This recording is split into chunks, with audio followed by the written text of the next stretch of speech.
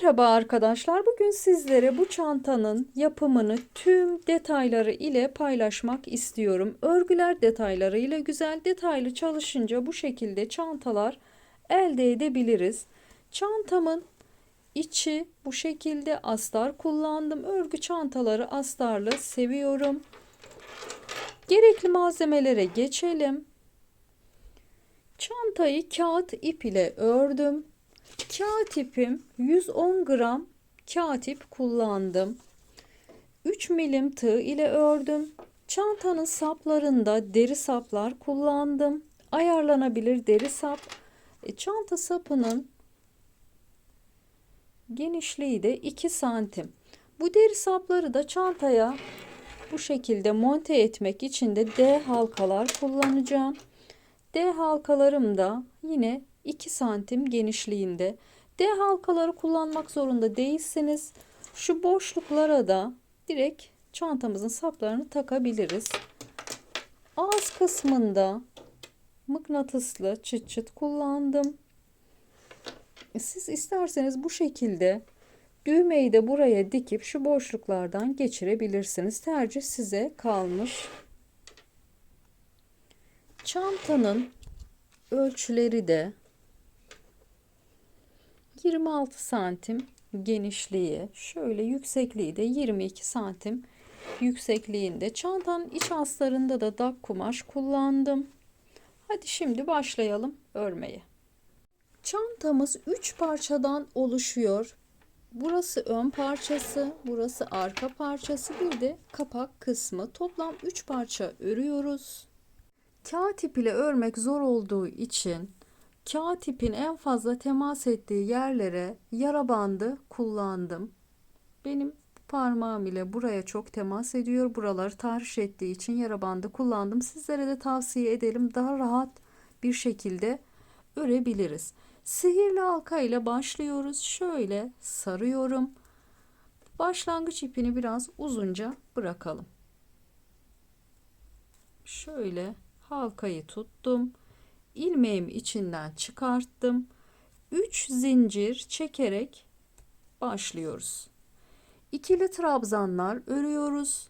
Tığımın üzerine doluyorum. Halkanın içine ikili trabzanlar örüyoruz.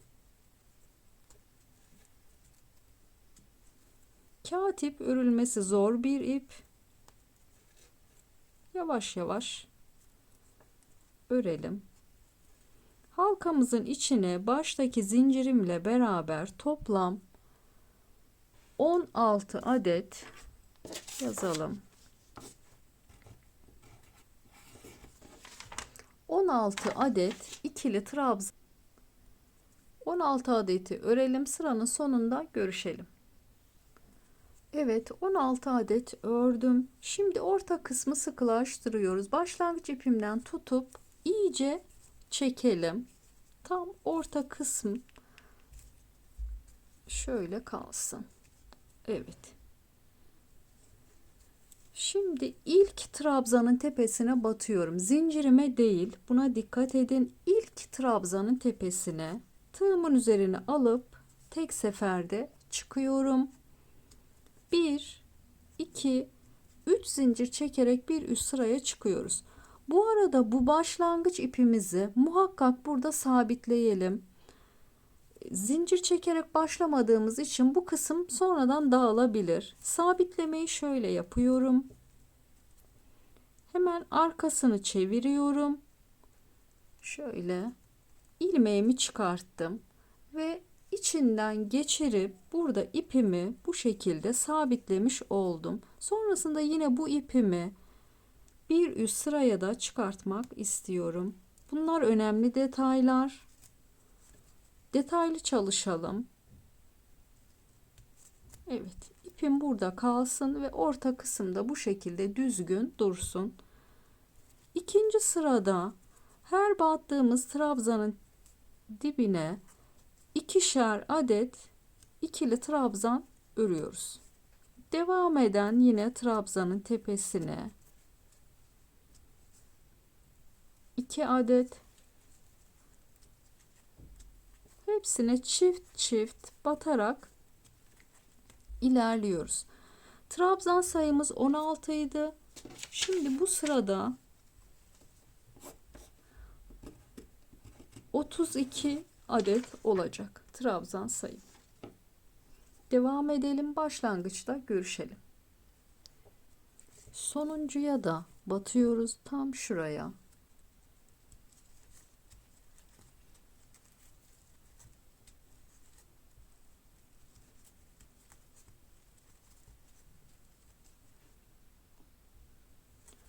Evet. İlk trabzanın tepesine batıyorum ve tek seferde çıkıyorum. Şimdi 4 zincir çekiyoruz. 1, 2, 3 ve 4. Tığımın üzerine doluyorum. Hemen yandaki trabzanın tepesine batıyorum. İkili trabzan örüyoruz. Arada bir zincir ve devam eden trabzanın tepesine yine bir adet ikili trabzan.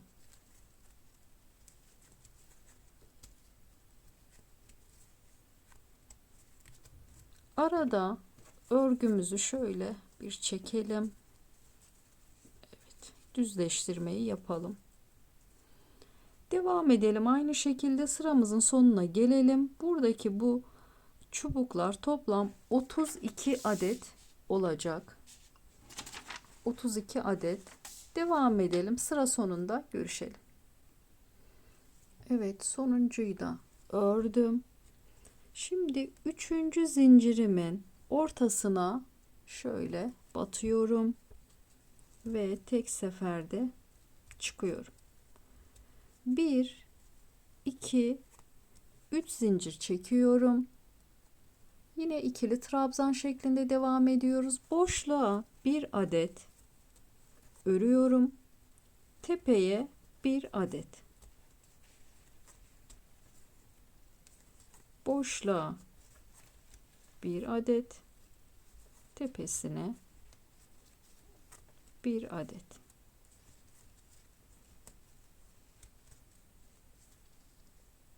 Aynı şekilde devam edelim.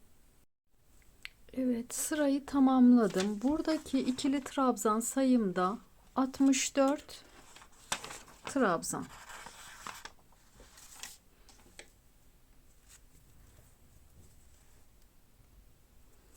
Evet, ilk trabzanın tepesine batıyorum. İlmek kaydırma yapıp çıkıyorum. Bir zincirimi çektim. Tam dibine bu sırada sık iğne şeklinde devam ediyoruz. Tam aynı noktaya bir adet sık iğne. Devam eden trabzanlara 3 adet sık iğne, 2, 3. 4.'ye çift batıyoruz. 3 tek, bir çift şeklinde devam ediyoruz. Çift battım. Sonrasında 1, 2, 3 ve 4.'ye çift batıyoruz. Aynı şekilde devam edelim. Sırayı tamamlayalım. Şuraya da batıyorum.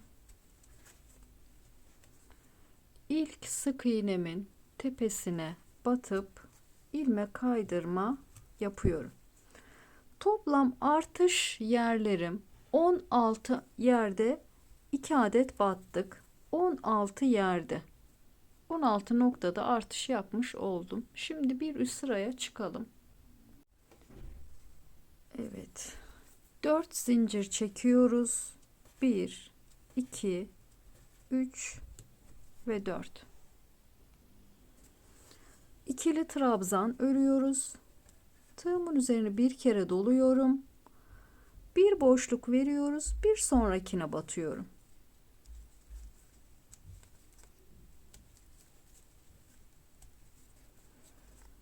Arada bir zincir, bir boşluk, bir sonraki.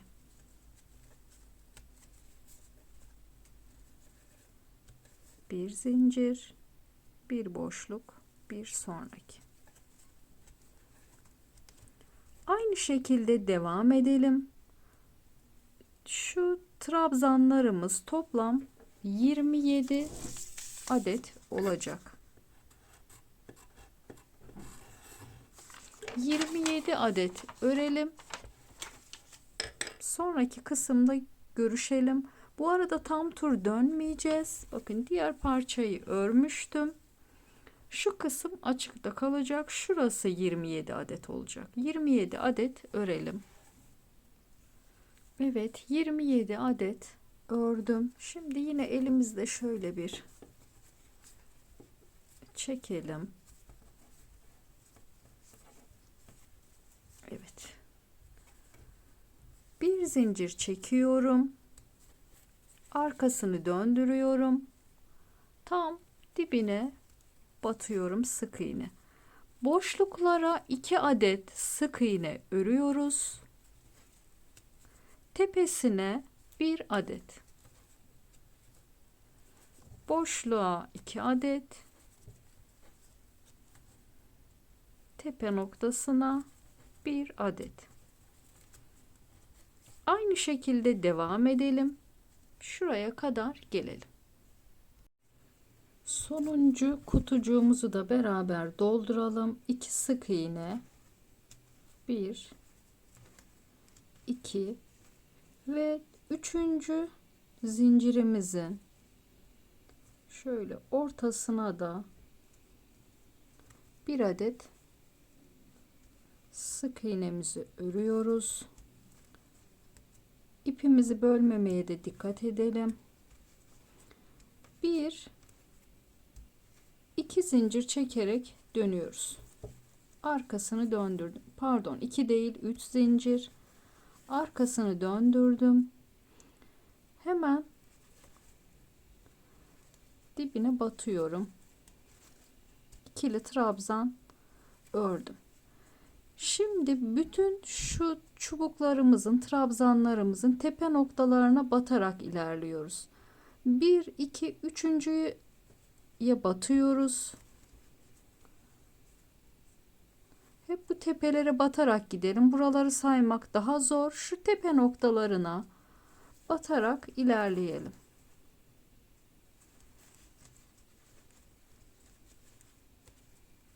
Buraya aynı yere 2 adet ikili trabzan, 2 zincir, tekrar aynı yere 2 adet ikili trabzan. Sonrasında yine bir sonraki şuranın hizasına batıyorum. Buraya 1 adet, aralarda zincir çekmiyoruz. Sadece şu köşelerde çekiyoruz. Şu ikili grupların ortasında. Tekrar devam eden şuranın hizasına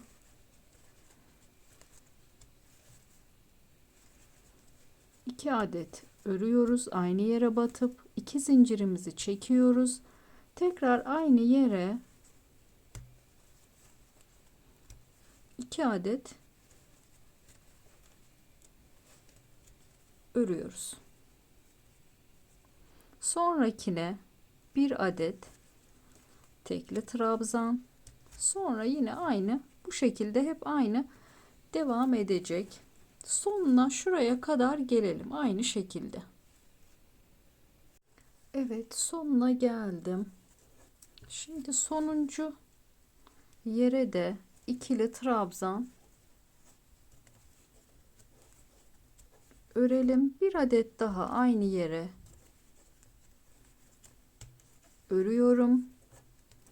1 2 3 zincir çekiyorum. Yine arkasını döndürüyorum. Tam dibine 1 adet ikili trabzan ve şu 2 zincir çektiğimiz yere bu Bu sırada 3 adet ikili trabzan örüyoruz. Bir alt sırada 2 adet örmüştük. 2 zincir, 2 adet. Bu sırada üçlü yapıyoruz. 3 adet ikili trabzan, 2 zincir ve 3 adet daha aynı yere ikili trabzan örüyoruz.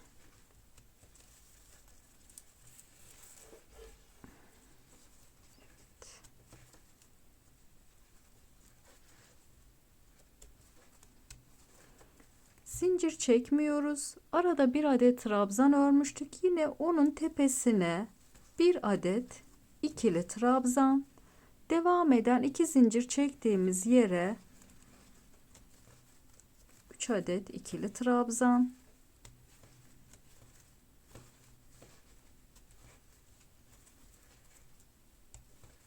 iki zincir ve tekrar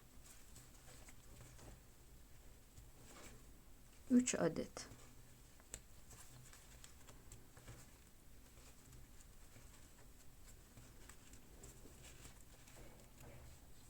Trabzanımızın ortada çektiğimiz trabzanın tepesine yine bir adet. Bu bizim son sıramız. Aynı şekilde tekrar ediyoruz. Şu sona kadar gelelim. Devam edelim. Şurada görüşelim. Üçlü gruplarımı ördüm. Sonuncu trabzanın tepesine de yine ikili trabzan örüyorum. 2 adet.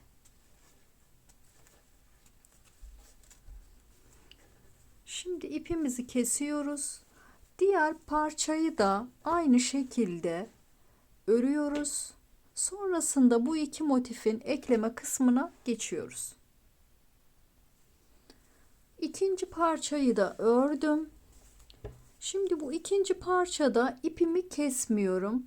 Bu iple devam edeceğim eklemeye. Olabildiğince ip kesmeden örgülerimize devam edelim.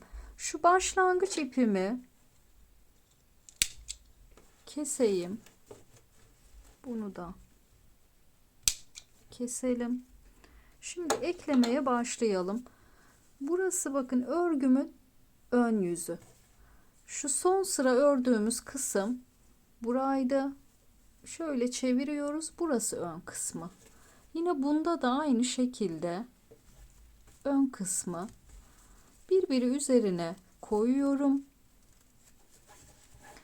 Ve hemen şurada bir zincir çekiyorum.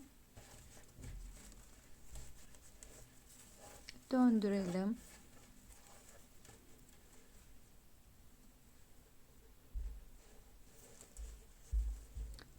Tam dibine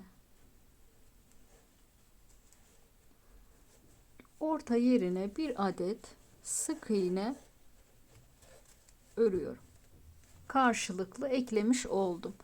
Şimdi şu iki zincir çektiğimiz kısımlara hem öndekine hem arkadakine ikili trabzan örüyoruz. Toplam 7 adet. 1 2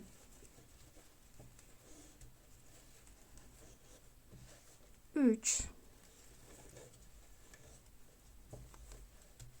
4 5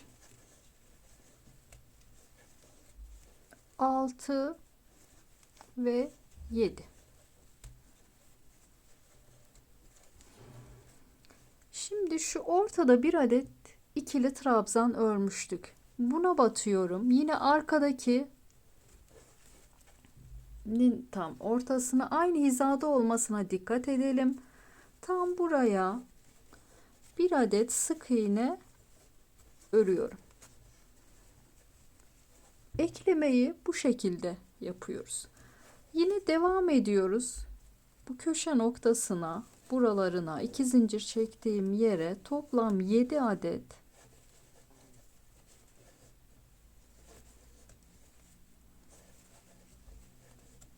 ikili trabzan örüyorum.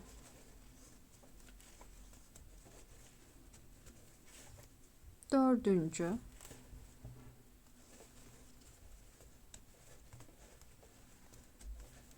beş,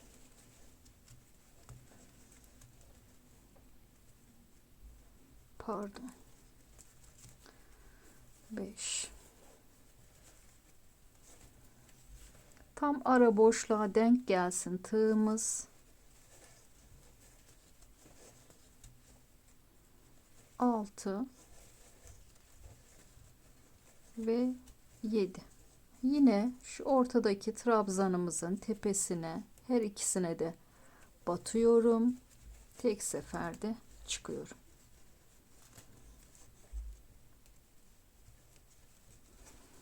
Aynı şekilde devam edelim. Şuraya kadar gelelim. Evet, sonuncu yedili grubumu da ördüm. Şimdi ilk trabzanın tepesine karşılıklı sık iğne ile batıyorum. Bir zincirimi çekiyorum. Yine aynı yere bir adet sık iğne ördüm. Sonrasında çantamın şöyle tek katından artık örmeye devam edeceğiz şu ağız kısmını ve karşıdan yine örüp bu başlangıç yerine geleceğiz. Bu noktada bu D halkalarımızı çantamıza monte edeceğiz. Şimdi 2 adet buraya batalım.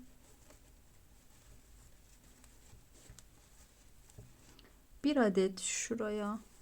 Battığım yerlere dikkat edin. 2 adet yine trabzanımızın boşluğuna.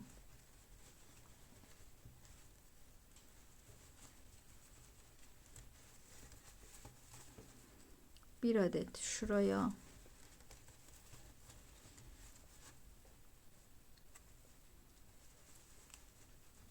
Şuraya da yine bir adet.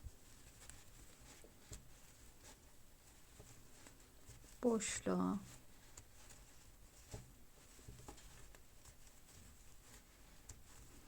İki adet.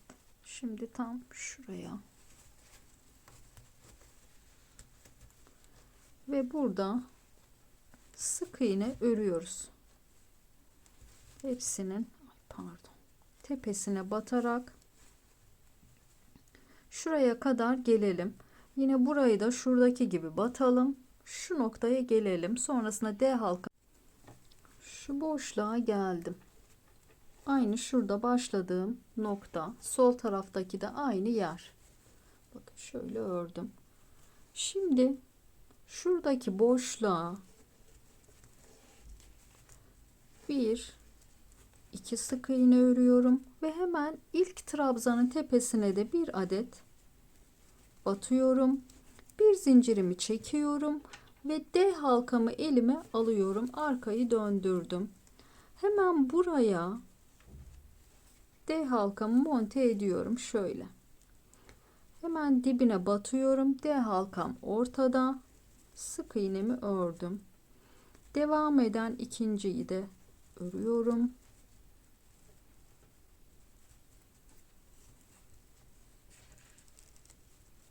Üçüncüyü de ördüm.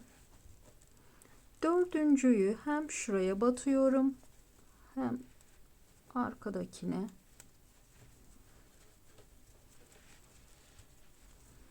Evet, tamamdır.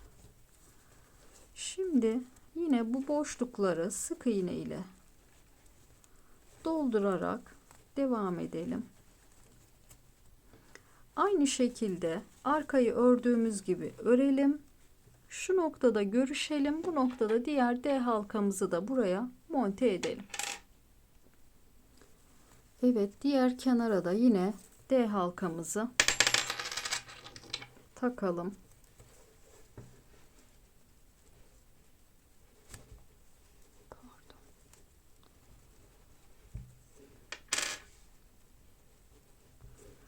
Katip örülmesi gerçekten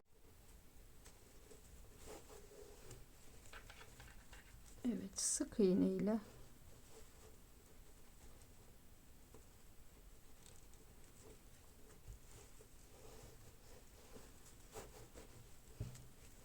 ikinciyi, üçüncüyü de şuraya, dördüncüyü de şu boşluğa batıyorum. Evet, ve ipimizi kesiyoruz.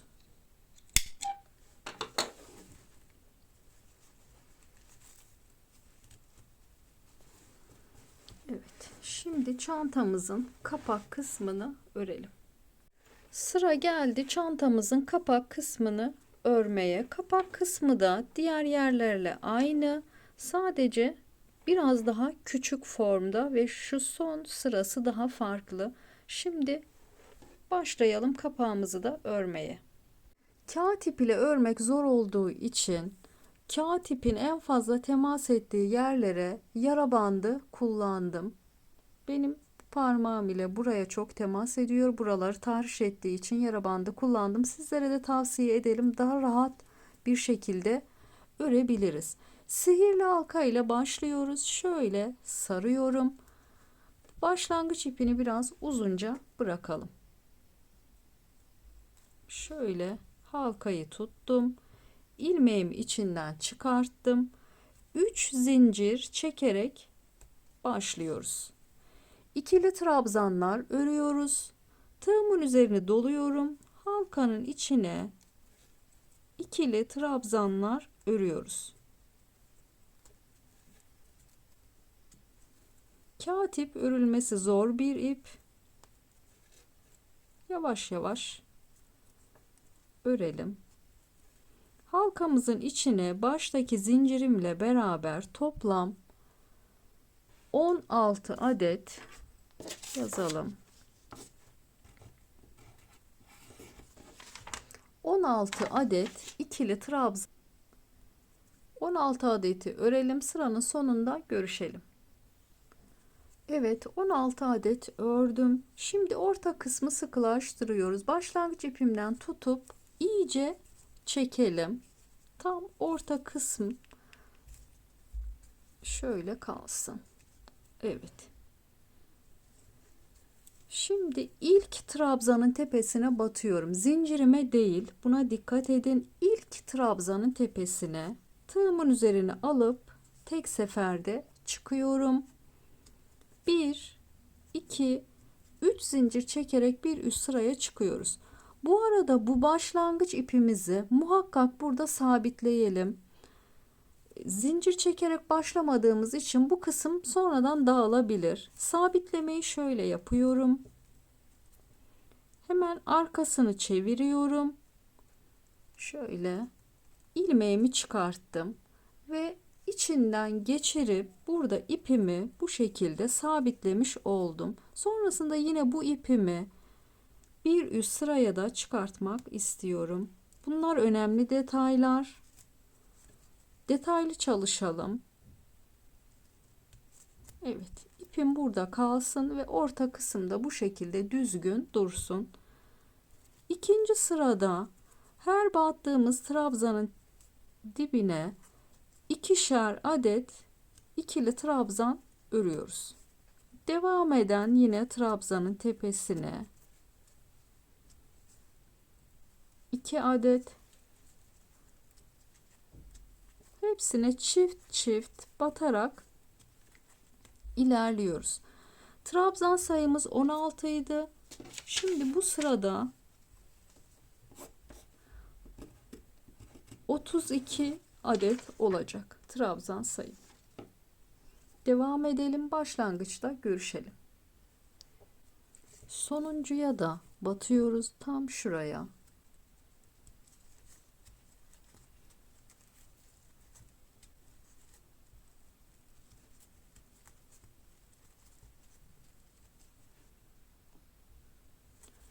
Evet. İlk trabzanın tepesine batıyorum ve tek seferde çıkıyorum. Şimdi 4 zincir çekiyoruz. 1 2 3 ve 4. Tığımın üzerini doluyorum. Hemen yandaki trabzanın tepesine batıyorum. İkili trabzan örüyoruz. Arada bir zincir ve devam eden trabzanın tepesine yine bir adet ikili trabzan.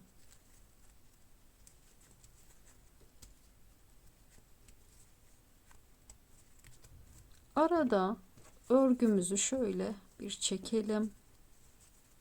Evet, düzleştirmeyi yapalım.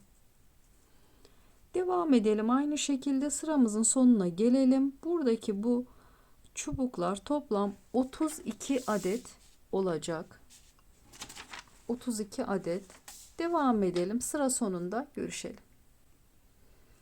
Evet, sonuncuyu da ördüm. Şimdi 3. zincirimin ortasına şöyle batıyorum ve tek seferde çıkıyorum. 1 2 3 zincir çekiyorum. Yine ikili trabzan şeklinde devam ediyoruz. Boşluğa bir adet örüyorum. Tepeye bir adet. Boşluğa bir adet. Tepesine bir adet.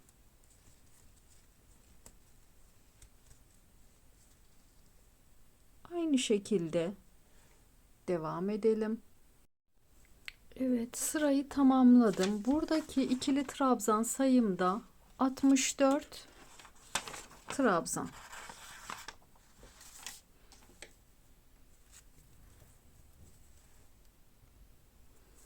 Evet, ilk trabzanın tepesine batıyorum. İlmek kaydırma yapıp çıkıyorum. Bir zincirimi çektim. Tam dibine bu sırada sık iğne şeklinde devam ediyoruz. Tam aynı noktaya bir adet sık iğne. Devam eden trabzanlara 3 adet sık iğne, 2 üçüncü, dördüncüye çift batıyoruz. 3 tek, bir çift şeklinde devam ediyoruz. Çift battım. Sonrasında 1 2 3 ve dördüncüye çift batıyoruz. Aynı şekilde devam edelim. Sırayı tamamlayalım. Şuraya da batıyorum. İlk sık iğnemin tepesine batıp ilmek kaydırma yapıyorum. Toplam artış yerlerim 16 yerde 2 adet battık. 16 yerde 16 noktada artış yapmış oldum. Şimdi bir üst sıraya çıkalım. Evet, sıramızı tamamlıyoruz. İlk sık iğnemin tepesine batıyorum. 4 zincir çekiyoruz. 2 3 ve 4. Hemen yandaki trabzanın tepesine batıyorum. Bir zincir çekiyorum. Bir boşluk, bir sonraki.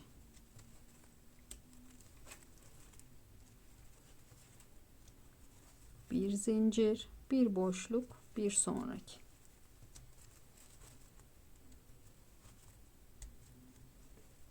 Evet, bu şekilde devam edelim. Başlangıca gelelim. Sıranın sonuna geldim. Buradaki ikili trabzan sayımda toplam 40 adet oldu. 40 adet ikili trabzan. 40 adet çizgilerimiz. Şimdi elimizle şöyle çekerek örgümüzü düzeltelim. Şu şekilde. Evet. Sırayı tamamlayalım. Üçüncü zincirimin ortasına batıyorum. Tek seferde çıkıyorum. Bir zincir çektim. Hemen yanına bir adet sık iğne. Şimdi devam eden kafesimize şuraya 5 adet ikili trabzan örüyoruz. 2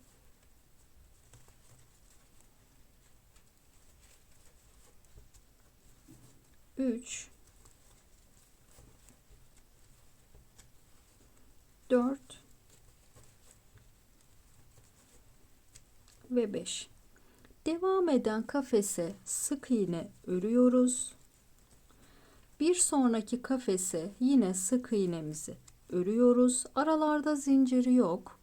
Hemen devam eden kafese tekrar 5 adet ikili trabzanımı örüyorum. 2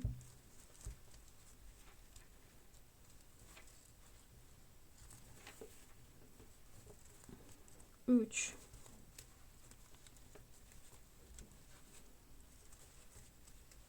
4 ve 5. Devam eden kafesimize bir adet sık iğne. Evet, aynı şekilde devam edelim. 2 adet sık iğne batalım. Sonrasında 5 adet ikili trabzanımızı örelim. Tam tur dönelim. Sıranın sonuna yaklaştım. Şimdi burada da yine bir adet sık iğne, yan tarafa da bir adet. Burada motifimiz bitiyor. İpimi biraz uzunca kesiyorum. Bu kapak kısmını da bu iple dikeceğim için şöyle biraz uzunca bıraktım. Şimdi şuradaki bağlantıyı düzgün şekilde yapmak için şöyle ilmeğimi çıkarttım içinden. Kağıt ipimi de böyle misinalı iğnelerle daha rahat dikebiliyorum. Bunları kullanıyorum. Şimdi ilk sık iğnemin ilkine battım. Sonrasında ipimi öne alıyorum. Şuraya batıyorum. Burası benim son ilmek çıkışım. Arka tarafına batıyorum. Bakın burada düzgün bir görüntü olması için bu işlemi yapıyorum. Bitiş yerim kötü gözükmesin. Sonrasında bu ipimi aşağıya alıyorum.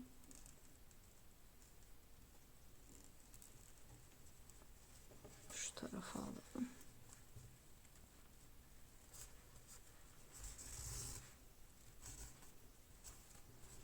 Ve bir geriden sonra yine ileriye burada ipimizi bırakıyoruz. Bu arada motifimizde bakın şöyle elimizle düzeltince düzelecektir. Tam böyle düzgün olması için de ütüleme yapıyorum. En son çanta bittikten sonra çantamı ütülüyorum. Eğer sizinki çok böyle içe kıvrılmışsa bu aşamada ütüsünü yapabilirsiniz. Ütülemeyi yaptıktan sonra da kapak kısmını çantamıza monte edelim. Kapak kısmını şöyle arkadan şuradan dikeceğiz. Şimdi beraberce nasıl diktiğimi de size göstereceğim. Ben de öncelikle şu kapak kısmını ütülemek istiyorum. Evet, ütülemeyi yaptım. Çanta bittikten sonra ütülemeyi nasıl yaptığımı tekrar size göstereceğim. Merak etmeyin. Şimdi şu son ipimi iğneme geçirdim. Çantamın önü burası, arkası burası olacak. Şöyle tam şu orta yerin şu kısmına, bakın burası benim bitiş noktam. Şuraya dikmeye başlıyorum. Tam bu kısma. İğneyi arkadan çıkarttım.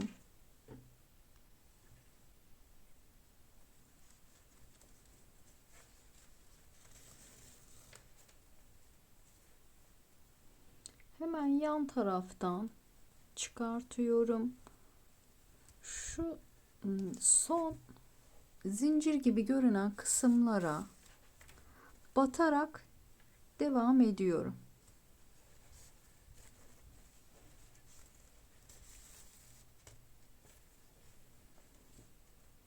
Burada görünümü bozmamaya da çalışıyorum. Arkadan iğnemi geçiriyorum. Bu şekilde yavaş yavaş dikelim. Acele etmeyelim. Bakın, diktiğimiz belli olmasın. Düzgünce dikelim. Sonuna kadar dikiş videosunu göstermeyeceğim. Videom çok uzun olmasın. Şuradan itibaren de yine dikeceğim. Sonrasında bakın, şu kısımdan da dikeceğim. Arkasını çevirip şurayı da şöyle ekleyerek dikmeye devam edeceğim.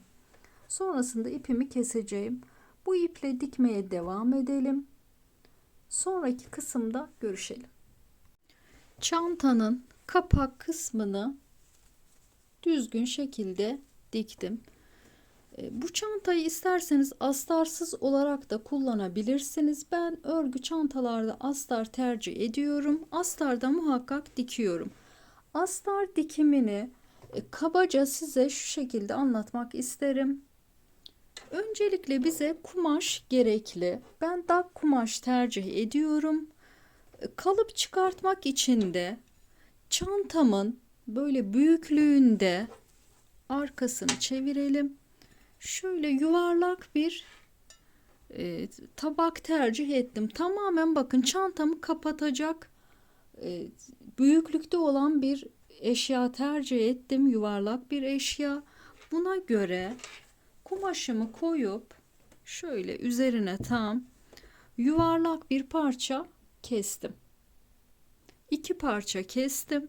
Sonrasında şöyle şu kısmını çantamın üzerine şöyle koyunca fazla gelen kısmı şöyle ikiye katlayıp makasla kestim. Eğer şu girinti çıkıntıyı, bakın ben şöyle biraz girinti çıkıntı yaptım çantamın, çünkü şu son sırası bu şekilde. Girinti çıkıntıyı yapmak istemezseniz şöyle ölçün. Bakın tam şu girinti çıkıntının şurasından bu kısmı kesip atın.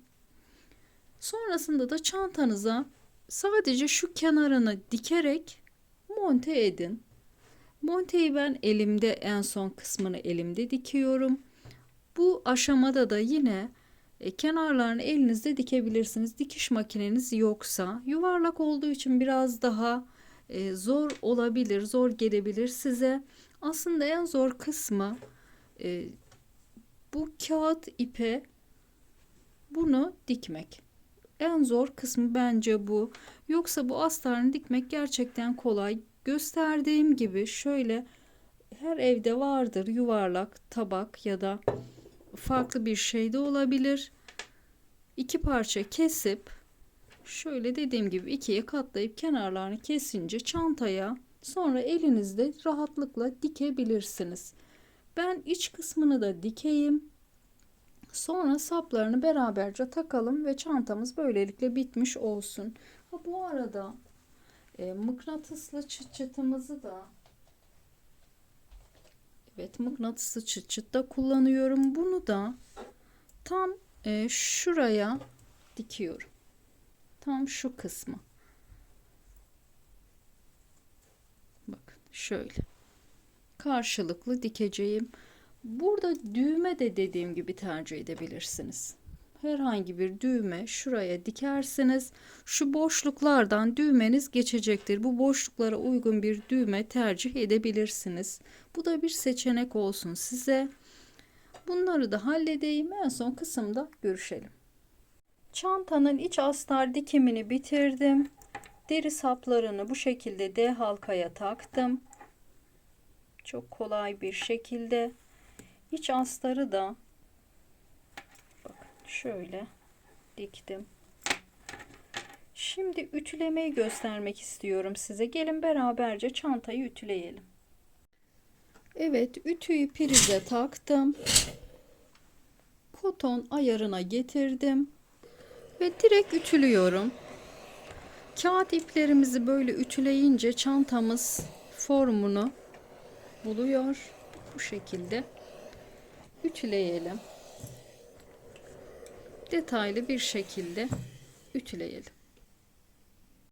Çantamızı bitirdik. Takıldığınız yer olursa muhakkak yorumlarda belirtin. Farklı bir videoda görüşmek üzere. Sağlıcakla ve sevgiyle kalın. Hoşça kalın.